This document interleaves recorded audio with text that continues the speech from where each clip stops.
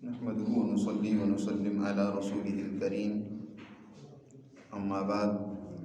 أعوذ بالله من الشيطان الرجيم بسم الله الرحمن الرحيم إن الصفا والمروة من شعائر الله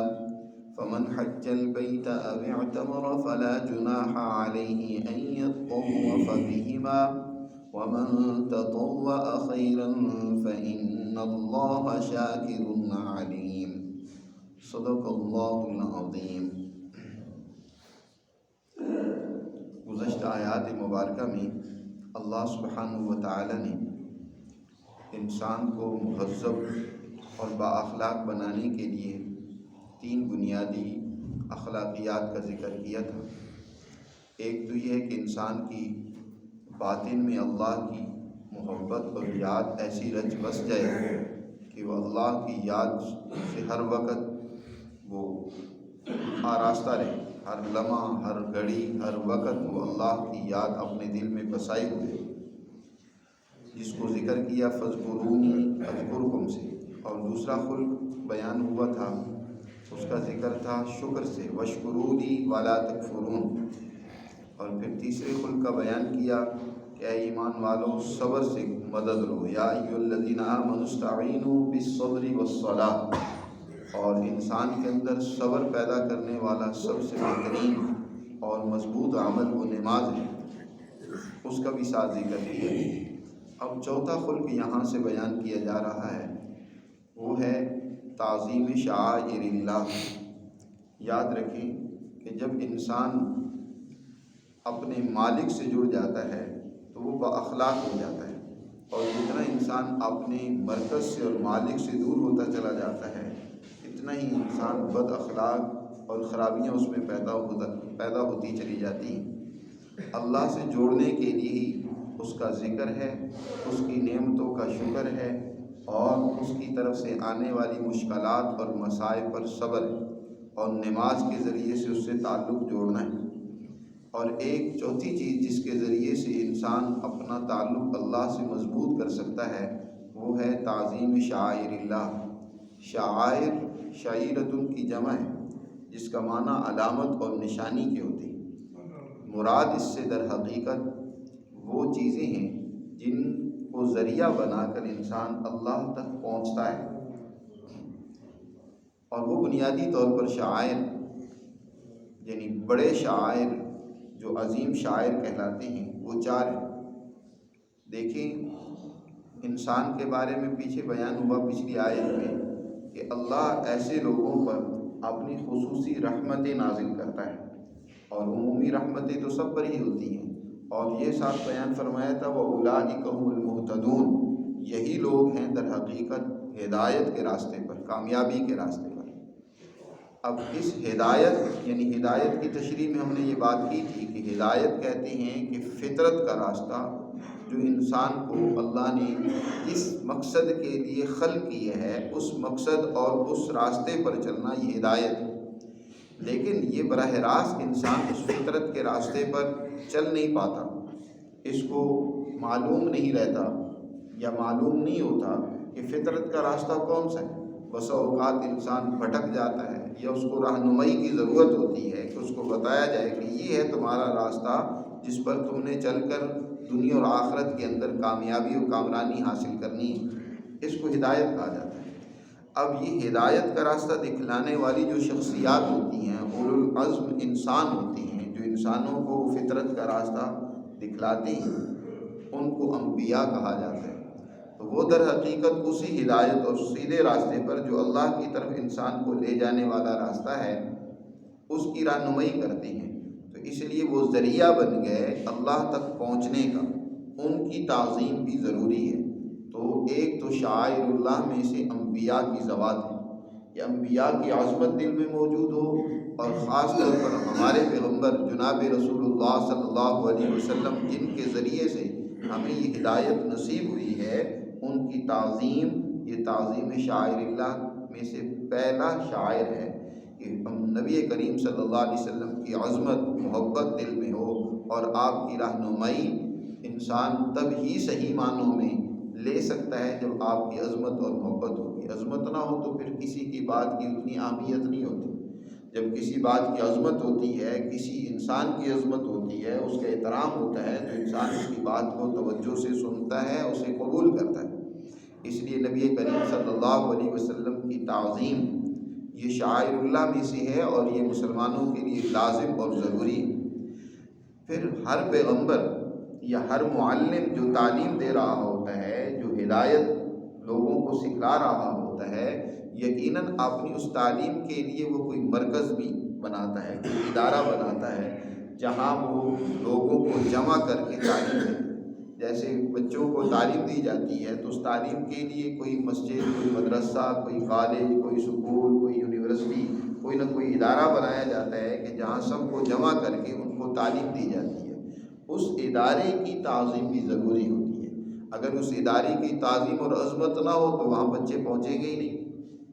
جب اس کی عظمت دل میں ہوتی ہے تو پھر ہی انسان اور لوگ وہاں اپنے کام کو، کاج کو، اپنی ضروریات کو چھوڑ کر، محنت مشقت کر کے، پیسہ خرچ کر کے وہاں اس ادارے میں پہنچتے ہیں اور وہاں جا کر تعلیم لیتے ہیں۔ تو اس لیے اس ادارے کی، اس مقام و منزل کی تعظیم بھی ضروری ہوتی ہے، جو ذریعہ بنتی ہے اس ہدایت کا، اس رہنمائی کا۔ اس لیے دوسرا شاعر اس کو بیت اللہ ہے۔ جی، بیت اللہ نبی کریم صلی اللہ علیہ وسلم نے، اور یعنی وہ مرکز ہے، یہ حضرت ابراہیم علیہ السلام نے جس کی تعمیر کی تھی، اور اس کی تعمیر کا مقصد در حقیقت یہی تھا کہ یہاں سے دنیا کے اندر امن، یہاں سے دنیا کے اندر ہدایت، یہاں سے دنیا کے اندر معاشی خوشحالی اور اللہ کی عظمت اور ڈر یہاں سے پھیلے۔ اس لیے حضرت ابراہیم نے جب بیت اللہ کی تعمیر کی تو صفا پہاڑی پر کھڑے ہو کر اعلان کیا، وَأَذِّن فِي النَّاسِ بِالْحَجِّ يَأْتُوكَ رِجَالًا وَعَلَىٰ كُلِّ ضَامِرٍ يَأْتِينَ مِنْ كُلِّ فَجٍّ عَمِيقٍ، کہ صفا پہاڑی پر کھڑے ہو کر لوگوں کو حج بیت اللہ کی طرف دعوت دی۔ حج کا معنی ہوتا ہے قصد اور ارادہ کرنا ایک مخصوص مقام کی طرف جانے کا، یعنی دنیا بھر سے لوگ اس بیت اللہ کا قصد اور ارادہ کر کے یہاں آئیں اور اس کی تعظیم ان کے دلوں میں موجود ہو، اس کی عظمت دلوں میں موجود ہو، اور یہاں سے آ کر ہدایت وصول کریں، رہنمائی لیں، اور پھر دنیا میں واپس اپنے مقام پر لوٹ کر اس ہدایت کے مطابق کردار ادا کریں۔ تو دوسرا شاعر وہ بیت اللہ کی تعظیم ہے، یا بیت اللہ سے وابستہ جتنی چیزیں ہیں وہ بھی شاعر اللہ میں سے شمار ہوتی ہیں۔ بیت اللہ کے قریب ہی دو پہاڑ ہیں جن کو صفا اور مروہ کہا جاتا ہے۔ ان کا بھی تعلق اس حوالے سے بہت گہرا ہے بیت اللہ کے ساتھ، کیونکہ یہ بھی در حقیقت تاریخی حوالے سے بہت ایک مقام اور حیثیت رکھتے ہیں۔ مروہ وہ پہاڑ، صفا وہ پہاڑ ہے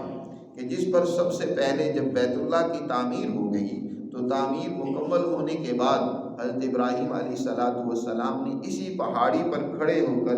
لوگوں کو اعلان کر کے اس بیت اللہ کی طرف دعوت دی تھی اور بلایا تھا۔ اس لیے اس صفا کی بڑی اہمیت ہے کہ جہاں کھڑے ہو کر کسی کو ہدایت کی طرف بلایا جائے، اللہ کے تعظیم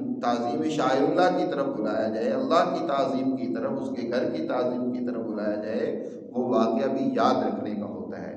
اس لیے صفا پہاڑی کو ہمیشہ یاد رکھا جاتا ہے۔ اور پھر بعد میں جب نبی کریم صلی اللہ علیہ وسلم اسی تعلیم کے لیے بڑے درجے کے معلم اور رسول بن کر تشریف لے آئے تو آپ صلی اللہ علیہ وسلم نے بھی اسی پہاڑی پر کھڑے ہو کر سب سے پہلے قریش کے تمام خاندانوں کو جمع کیا۔ جب یہ آیت مبارکہ نازل ہوئی، وَأَنذِرْ عَشِيرَتَكَ الْأَقْرَبِينَ،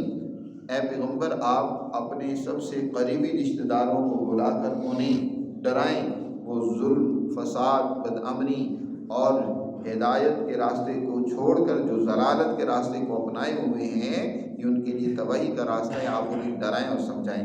تو نبی کریم صلی اللہ علیہ وسلم نے اسی صفا پہاڑی پر کھڑے ہو کر تمام قبائل کو پکار کر جمع کیا، یا بنی عبد مناف، یا بنی عبد المطلب، یا بنی ہاشم، سب کو جمع کر کے یا پھر ان کے سامنے ایک بات رکھی کہ مجھے بتاؤ کہ اگر میں تم سے یہ کہوں کہ اس پہاڑی صفا پہاڑی کے پیچھے سے ایک بہت بڑا لشکر آ رہا ہے اور وہ تم پر صبح ہوتی حملہ آور ہوگا، تو کیا تم میری اس بات کی تصدیق کرو گے؟ تو سب نے یک زبان ہو کر کہا ما جربناک علیک کذبا، آج تک ہم نے آپ پر جھوٹ کا تجربہ نہیں کیا کہ کبھی آپ نے جھوٹ بولا ہو، ہم آپ کی تصدیق کریں گے۔ تو نبی کریم صلی اللہ علیہ وسلم نے فرمایا کہ پھر جو میں پیغام لے کر آیا ہوں، جو ہدایت لے کر آیا ہوں، اس کو قبول کر لو۔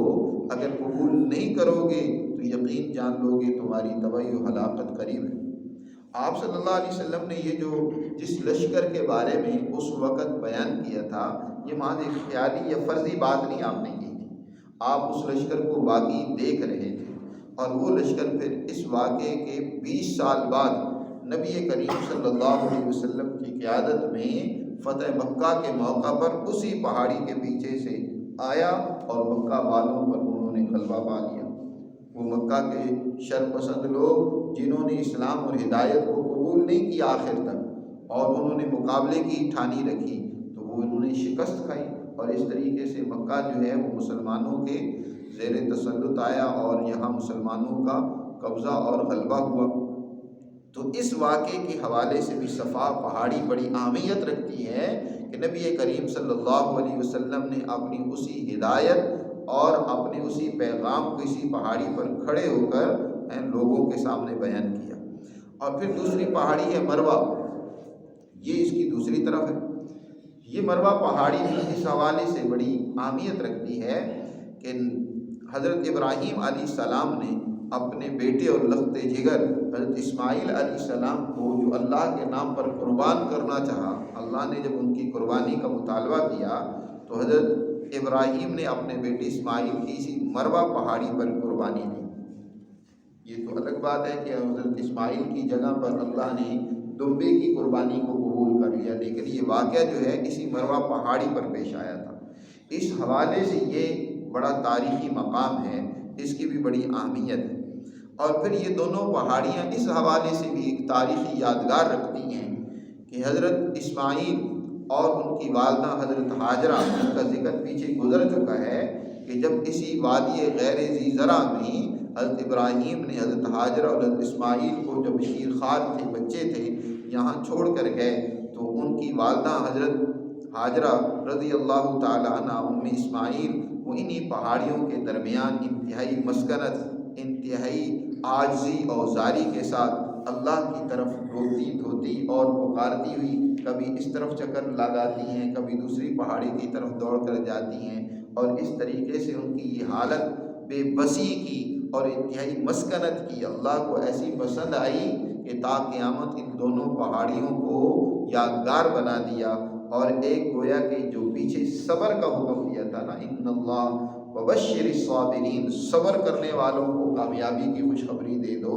یہ اس کی ایک اعلیٰ مثال ہے کہ حضرت ہاجرہ نے کس قدر صبر اور استقامت کے ساتھ اللہ کے سامنے اپنی عاجزی اور بے بسی ظاہر کرتے ہوئے یہاں وقت گزارا، اور یہاں سے انہوں نے صفا سے اتر کر مروہ پہاڑی پر گئیں، اور مروہ سے اتر کر وادی سے گزرتی ہوئی پھر صفا پہاڑی پر آئیں۔ تو اس طریقے سے جو ہے یہ اس کی بھی بہترین یادگار ہیں یہ دونوں پہاڑیاں۔ اس لیے قرآن مجید نے یہاں بیان فرمایا ان الصفا والمروۃ من شعائر اللہ، یاد رکھو یہ صفا اور مروہ دونوں پہاڑیاں بھی اللہ کے شعائر میں سے ہیں، یعنی یہ وہ ہیں کہ جن کے ذریعے سے اللہ سے تعلق جوڑا جاتا ہے۔ شاعر کے بارے میں جیسے میں نے بتایا کہ اللہ سے تعلق جوڑنے کا جو ذریعہ ہے،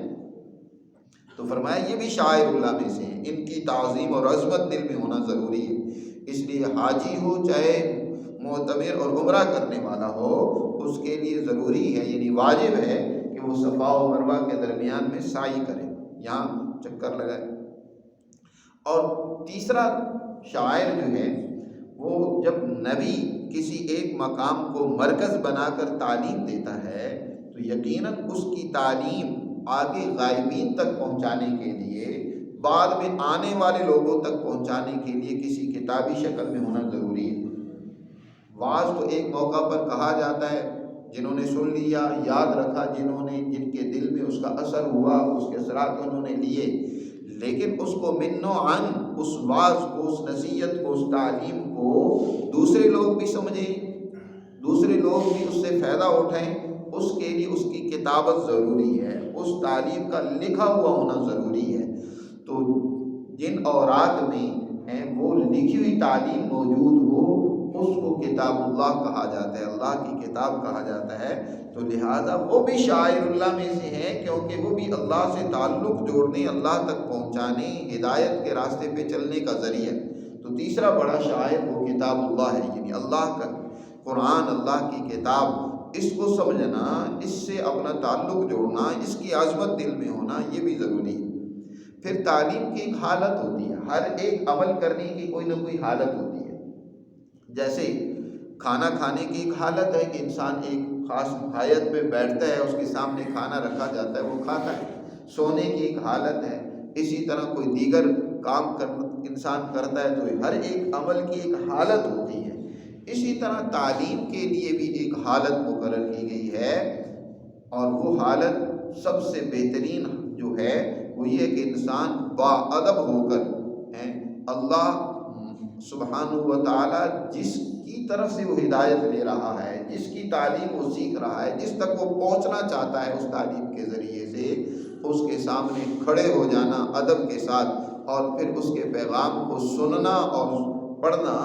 یعنی نماز کی حالت جو ہے، یہ نماز کی حالت در حقیقت مسلمان جماعت کے لیے تعلیم کا ذریعہ ہے کہ انسان کس طرح باادب ہو کر اللہ کے حضور کھڑا ہوتا ہے، اور پھر اس کا وہی ہدایت نامہ قرآن نماز میں وہ پڑھتا ہے، الحمدللہ سے پڑھتا ہے، پھر بعد میں کوئی ایک سورت یا چند آیات وہ پڑھتا ہے، جس سے وہ ہدایت اور وہ پیغام وہ سیکھتا ہے، اور ایک دوسرے کے ساتھ اس کا تذکرہ کرتا ہے، دوسروں کو سناتا ہے۔ تو یہ نماز بھی شاعر اللہ میں سے ہے، اس لیے نماز کے ذریعے سے بھی اللہ سے تعلق جڑتا ہے۔ حضرت الامام شاہ ولی اللہ رحمۃ اللہ علیہ، جو بہت اونچے درجے کے بزرگ گزرے ہیں اس خطے کے، وہ فرماتے ہیں کہ یہ 4 بڑے شاعر ہیں: نماز، کتاب اور بیت اللہ اور رسول اللہ۔ جی یہ 4 بڑے شاعر ہیں، ان کو شاعر اربع کہا جاتا ہے۔ اور پھر ان سے متعلقہ اور بہت سارے شاعر ہیں، جیسے بیت اللہ سے تعلق رکھنے والی جو ہیں جتنی مساجد ہیں، وہ بھی در حقیقت وہ شاعر میں سے شمار ہوتی ہیں، کیونکہ نبی کریم صلی اللہ علیہ وسلم نے فرمایا دنیا بھر کی مساجد بیت اللہ کی بیٹیاں ہیں، ان کا اسی سے تعلق ہے، وہ اسی کی طرف رخ کی ہوئی ہیں، تو اس لیے عام مسجد کی تعظیم بھی ضروری ہے۔ اسی طرح رسول کریم صلی اللہ علیہ وسلم کے جو وارثین اور جانشین ہیں، صحابہ کرام، اور اسی طرح ان کے بعد علماء ربانی جو اس تعلیم کو سیکھ کر آگے انسانیت کو تعلیم دیتے ہیں، ہدایت دیتے ہیں، وہ بھی شاعر اللہ میں سے ہیں۔ ان کی تعظیم بھی، ان کی عظمت بھی، ان کی محبت بھی دل میں ضروری ہے۔ اسی طرح کتاب مقدس یہ اللہ کا شاعر ہے، تو کتاب مقدس کی تشریح جس میں بیان کی گئی، نبی کریم صلی اللہ علیہ وسلم کے احادیث مبارکہ ہیں، آپ صلی اللہ علیہ وسلم کے بعد صحابہ کرام کے اقوال ہیں، علماء ربانی کی تشریحات ہیں، ان کی بھی تعظیم ضروری ہے، تاکہ اس کے ذریعے سے کتاب مقدس کو صحیح طریقے سے سمجھا جا سکے اور صحیح رہنمائی حاصل کی جا سکے۔ اسی طرح جو ہے یہ نماز ہے، یا نماز سے متعلقہ جتنی دیگر چیزیں ہیں، مثلا وضو کرنا ہے، اسی طرح طہارت حاصل کرنی ہے، پاکیزگی حاصل کرنی ہے، یہ بھی کیونکہ نماز کا ذریعہ بنتی ہے، تو یہ بھی چیزیں وہ ہیں جن کی عظمت دل میں ہو، طہارت کی عظمت دل میں ہو، انسان باوضو رہے، پاکیزہ رہے، غلاظت کو قریب نہ آنے دے، تو یہ سب چیزیں اس حوالے سے کیا بن جاتی ہیں؟ شاعر اللہ میں سے بن جاتی ہیں۔ تو فرمایا کہ بے شک یہ صفا اور مروہ دونوں پہاڑیاں اللہ کے شاعر میں سے ہیں، تو فمن حج البیت او اعتمر، بس جو بھی بیت اللہ کا حج کرے یا عمرہ کرے، تو فلا جناح علیہ ان یطوف بہما، تو اس پر کوئی حرج کی بات نہیں کہ وہ ان کا طواف کرے۔ یہاں فرمایا فلا جناح علیہ ان یطوف بہما، کوئی حرج کی بات نہیں کہ ان کا طواف کرے۔ اس سے بظاہر یہ سمجھ آتا ہے کہ طواف کرنا ایک ثواب کی چیز ہے، مستحب درجے کی چیز ہے، کر لے تو کوئی حرج کی بات نہیں ہے۔ حضرت امی عائشہ صدیقہ رضی اللہ تعالیٰ عنہ سے کسی صاحب نے یہی سوال دہرایا اور اشکال ظاہر کیا کہ اس سے تو یہ معلوم ہو رہا ہے کہ صفا و مروہ کے درمیان کی سعی واجب نہیں ہے، ضروری نہیں ہے، کر لے تو اچھی بات ہے۔ کہا کہ نہیں، یہ بات نہیں ہے، اگر یہ مطلب ہوتا تو قرآن مجید میں یوں کہا جاتا کہ صفا اور مروہ کے بارے میں اللہ یطوف بہما فلا جناح علیہ ان یطوف بہما کی بجائے اللہ یطوف بہما کہا جاتا کہ کوئی حرج کی بات نہیں کہ ان کا طواف نہ کرے، یہ نہیں کہا، بلکہ کہا کہ ان کا طواف کرے۔ اور یہاں لا جناح کے الفاظ ذکر کرنے کی انہوں نے ایک حکمت بیان کی کہ فرمایا حضرت عائشہ صدیقہ رضی اللہ تعالیٰ عنہ نے کہ اصل بات یہ ہے کہ زمانہ جاہلیت میں اسلام سے پہلے لوگوں نے یہاں صفا اور مروہ کے اوپر بت رکھ دیے تھے۔ دو بت تھے، اصاف اور نائلہ۔ یہ اصل میں تھے تو دو مرد جنہوں نے بیت اللہ کے اندر خرابی اور بدکاری کی تھی۔ اللہ نے ان کو عبرت کے لیے پتھر میں مسخ کر دیا تھا۔ لوگوں نے شروع میں تو ان کو جو ہے بطور عبرت کے کہ لوگ اس سے عبرت پکڑے پائے، بیت اللہ کے بعد کسی جگہ پر نصب کیا، بعد میں پھر ان کو صفا و مروہ کی پہاڑیوں پر نصب کر دیا۔ لوگ ان کو جب یہاں سعی کرتے تھے تو ان کو دیکھ کر عبرت پکڑتے تھے، لیکن رفتہ رفتہ جہالت کا ایسا غلبہ آیا کہ لوگوں نے انہی کو پوجنا شروع کر دیا۔ جو عبرت کا ذریعہ تھے وہ خدائی اور عبادت کا ذریعہ بن گئے، ان کو پوجنا شروع کر دیا۔ تو یہ بت جو ہے ان کو پوجا جاتا تھا۔ جب اسلام آیا اور ان تمام بتوں کو توڑ دیا گیا تو صحابہ کے دل میں ایک خلجان اور شک تھا کہ اب ہمیں یہ تو در حقیقت جو ہے سابقین اور جاہل اور مشرکین قومیں یہاں جب وہ طواف کرتی تھیں یا سعی کرتی تھیں تو ان بتوں کی وجہ سے کرتی تھی، تو ہمیں تو نہیں کرنا چاہیے۔ قرآن نے کہا کہ نہیں، یہ در حقیقت یہ دونوں صفا اور مروہ تو اللہ کے شاعر میں سے ہیں، یہ ان کی تاریخ تو الگ ہے۔ یہ الگ بات ہے کہ جاہل لوگوں نے یہاں اپنی بت مقرر کر دی اور نصب کر دی اور انہوں نے ان کی پوجا پاٹ شروع کر دی، وگرنہ ان کا تو تاریخی مقام اور ہے، بہت اونچا ہے، یہ اللہ کے شاعر میں سے ہیں، لہذا ان کا طواف کرنے میں کوئی حرج کی بات نہیں۔ اور اسی طرح انصار بھی جو مدینہ منورہ کے تھے، اوس اور خزرج کے لوگ، وہ بھی جب یہاں آتے تھے تو وہ اس کی سعی کرنا مناسب نہیں سمجھتے تھے۔ مشلل مقام پر ایک بت نصب تھا، وہ اس کو جا کر چھو آتے، اس کے سامنے سجدہ ریز ہو آتے تو وہ سمجھتے وہی ہمارے لیے کافی ہے، اب ہمیں صفا اور مروہ کی سعی کی ضرورت نہیں ہے۔ تو اب اسلام جب انہوں نے قبول کر لیا تو ان کے ذہن میں وہی بات تھی، تو قرآن نے کہا کہ نہیں، یہ دونوں صفا اور مروہ اللہ کے شاعر میں سے ہیں، ان کی تو دل میں عظمت ہونی چاہیے، اور تمہارے لیے اس میں وہ کوئی حرج والی بات نہیں جو پہلے تم نہیں کرتے رہے تو اب پھر ان کے درمیان میں طواف اور سعی نہ کرو، بلکہ تمہیں ان کے درمیان میں سعی کرنی چاہیے۔ اور آگے مزید فرمایا وَمَن تَطَوَّعَ خَيْرًا، جو بھی خوشی سے کوئی خیر کا کام کرتا ہے نا، نیکی کا کام جو اللہ کی طرف سے جس کی ہدایت ملی ہے، اس کام کو جو بخوشی کرتا ہے تو فَإِنَّ اللَّهَ شَاكِرٌ عَلِيمٌ، تو بے شک اللہ یقیناً اس کے عمل کی قدر کرنے والا ہے، اس کام کی حیثیت کے اعتبار سے جیسا کام ہے، جس درجے کا، جس جذبے کے تحت کام ہے، اللہ اتنی اس کی قدر کرتا ہے اور اس کے مطابق اس کو جزا اور عنایت سے نوازتا ہے۔ اور علیم، اور اللہ سب کچھ جاننے والا ہے کہ کون کس طرح کس جذبے کے تحت کام کر رہا ہے، اس لیے ہر نیکی کو، ہر خیر کے کام کو بخوشی برضا و رغبت انسان کو سر انجام دینا چاہیے، تاکہ اللہ کی طرف سے زیادہ سے زیادہ قدر و منزلت اس کام کی ہو اور اس پر اجر ملے۔ اللہ سبحانہ و تعالی اپنے احکامات پر عمل کرنے کی ہمیں توفیق دے۔ تو یہاں تک 4 بنیادی اخلاق بیان کر دیے گئے، جن میں سے ایک ذکر، دوسرا شکر، تیسرا صبر اور چوتھا تعظیم شعائر اللہ۔ اللہ کے جس قدر بھی شاعر ہیں ان کی عظمت دل میں موجود ہو، یا جو بڑے شاعر ہیں ان سے وابستہ یا متعلق جتنے شاعر ہیں ان کی تعظیم در حقیقت اللہ تک پہنچنے کا ذریعہ بنتی ہے۔ اللہ ہمیں سمجھ نصیب فرمائے اور اپنے شاعر کی تعظیم کی توفیق دے۔ وما علینا۔